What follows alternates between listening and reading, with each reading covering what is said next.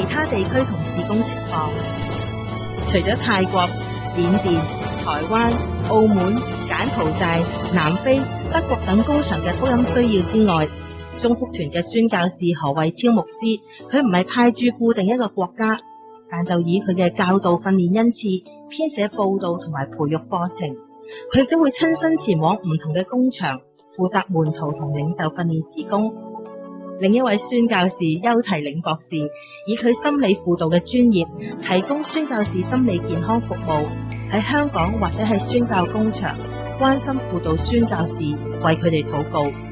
另外，中福團有2位宣教士喺創啟地區侍奉，一位專職報道同埋門徒訓練，另一位就喺一個民族之中開荒報道，工作殊不容易。神愛世人，佢愛華人，亦都愛非華人，更加愛世界各地各個福音未及嘅群體。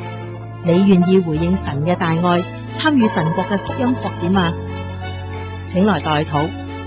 禱告係參與差傳聖工嘅起步，我哋極需要你恆心熱切嘅代禱嚟支持中福團嘅工作。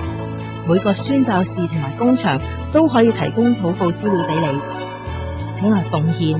你可以經濟支持中福團宣教士或者工場上嘅各項聖工，請嚟同工。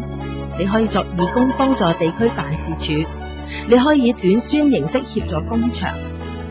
神若果呼召你作為宣教士，你可以同中福團聯絡。